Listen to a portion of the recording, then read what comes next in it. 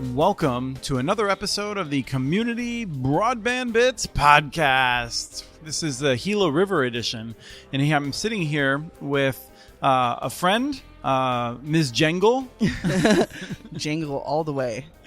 Jessica Engel, who I met at our first Tribal Broadband Bootcamp, the Tribal Wireless Bootcamp, and who is now with Althea. Hi, everybody.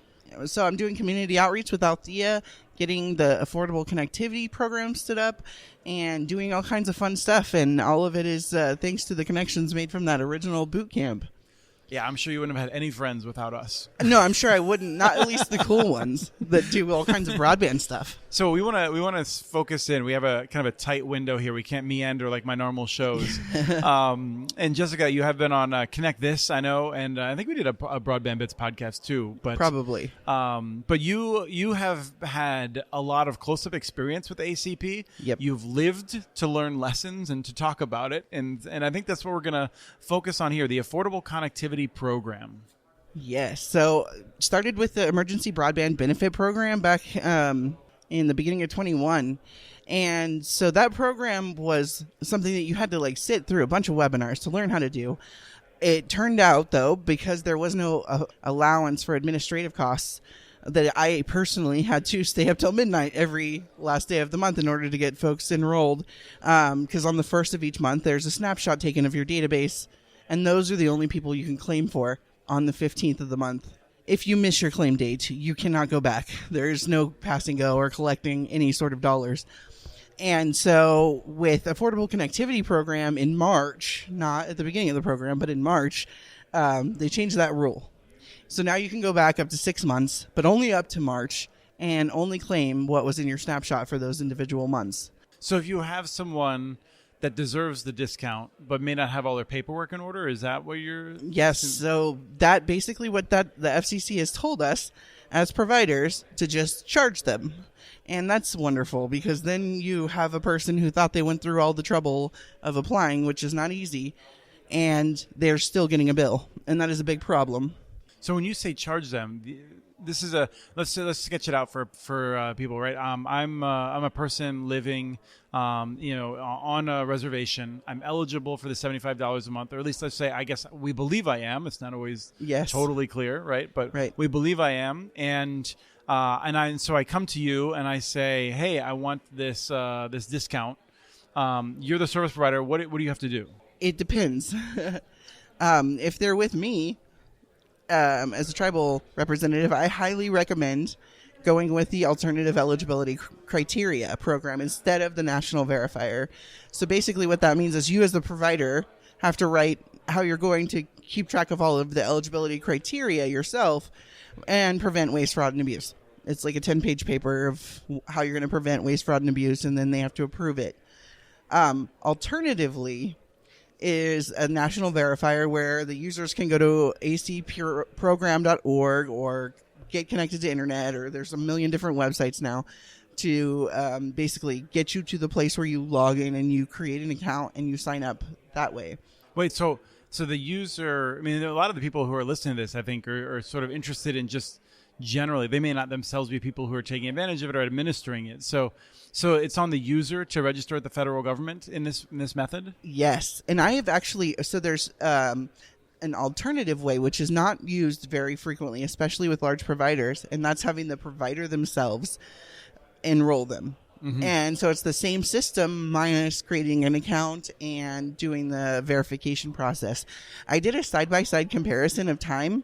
It takes the user, like a consumer, 18 minutes longer to do the same thing than it would take me to do it. And it would take you about 2 minutes, you told me. Yes, that's correct. And that is like a very generous way, because I already have an email account.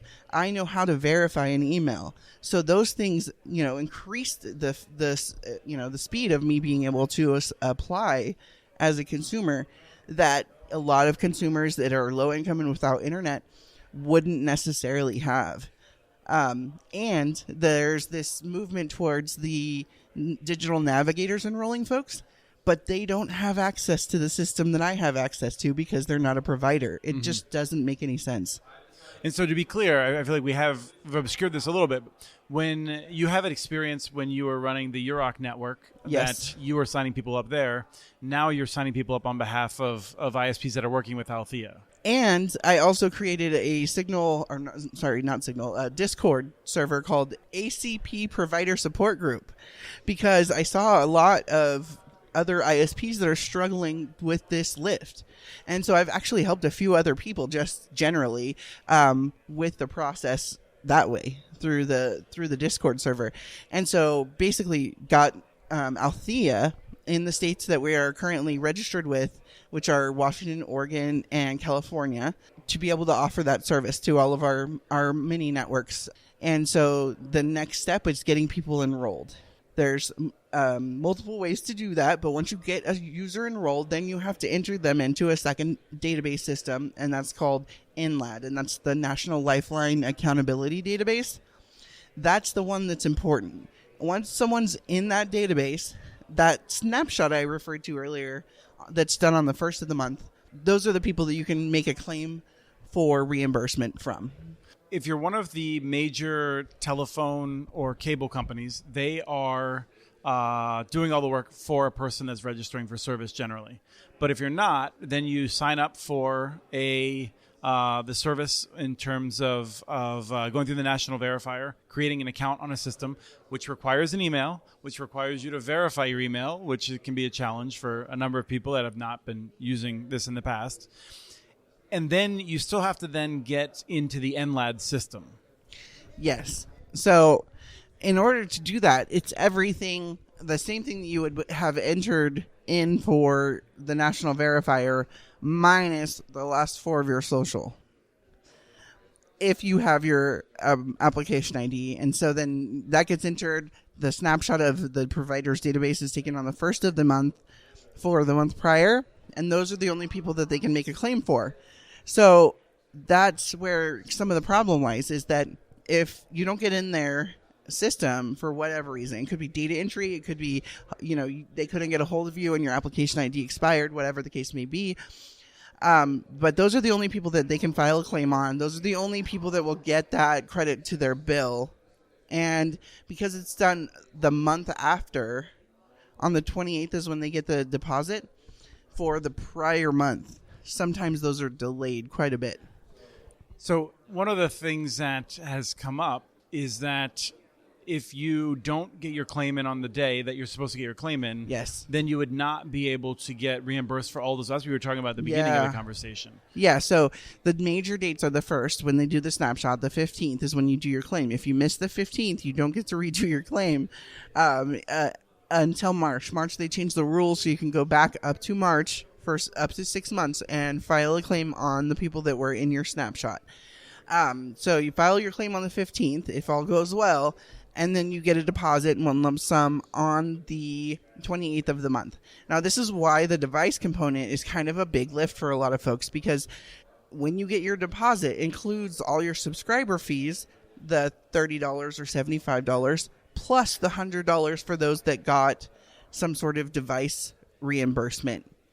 And so that's the part that isn't really being thought of, like, as how difficult it is to go back and re-enter or credit somebody's account when you have hundreds.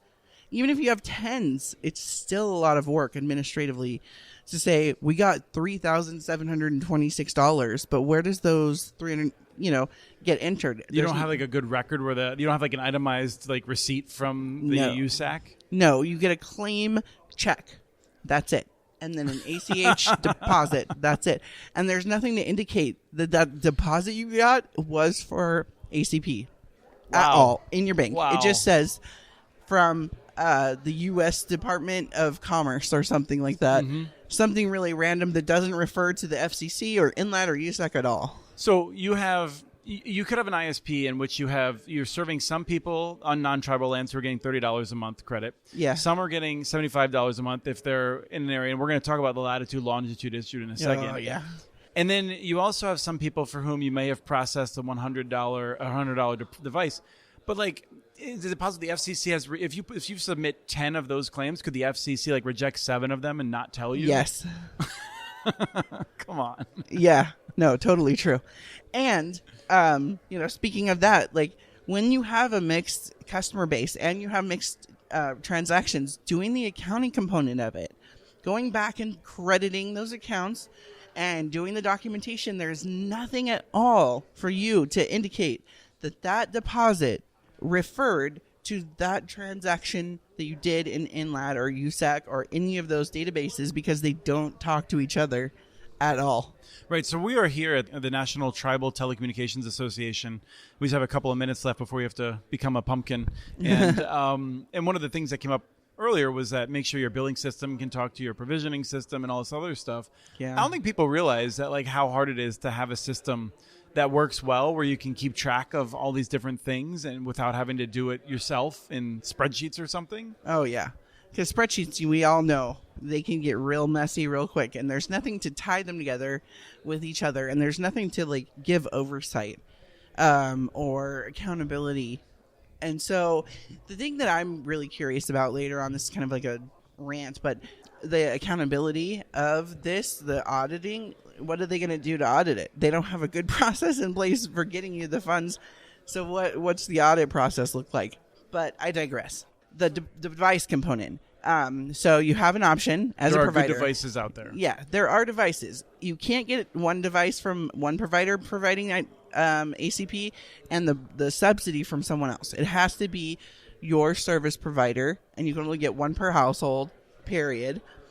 So if your service provider just chooses not to provide devices, you just don't get that device. Now, if they do, thank them, because that is a very expensive and heavy lift.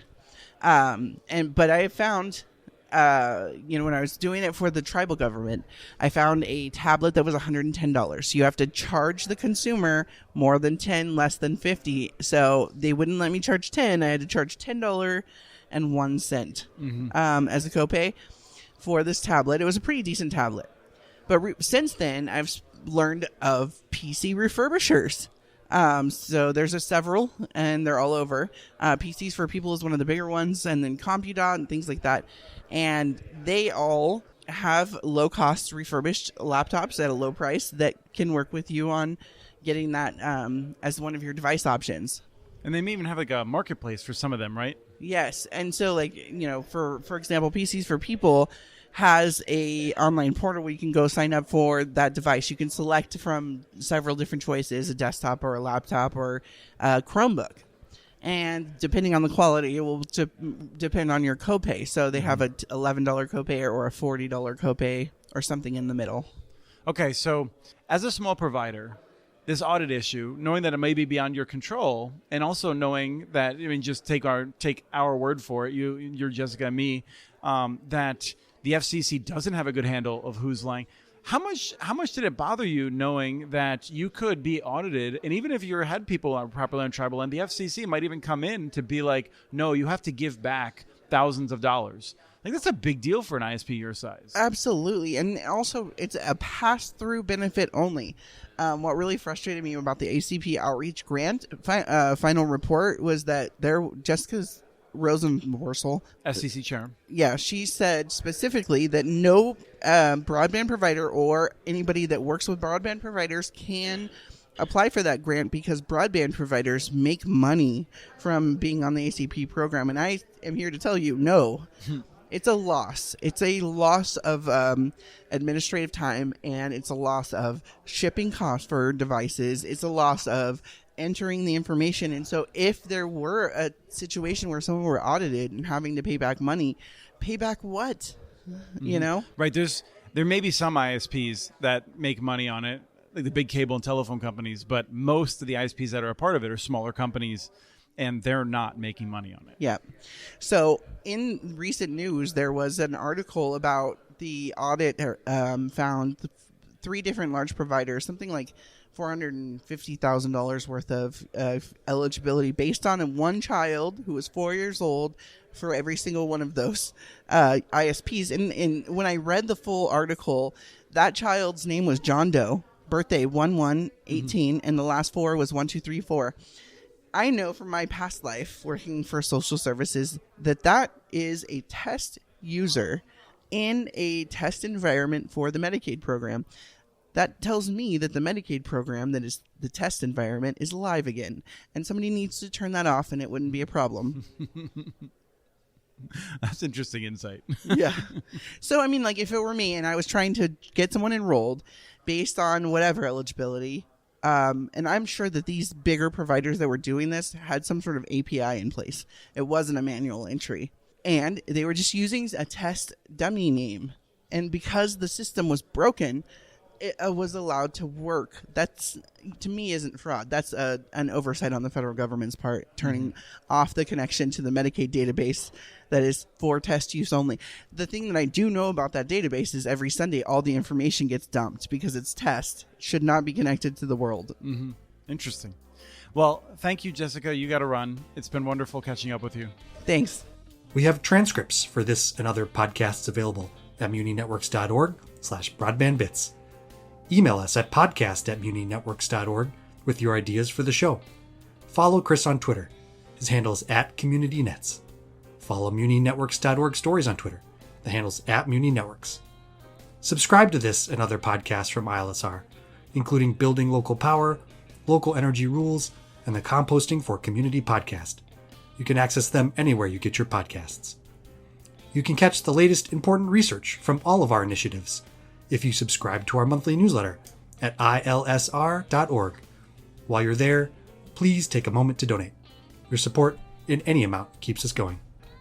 Thank you to Arnie Hughesby for the song Warm Duck Shuffle, licensed through Creative Commons. This was the Community Broadband Bits podcast. Thanks for listening.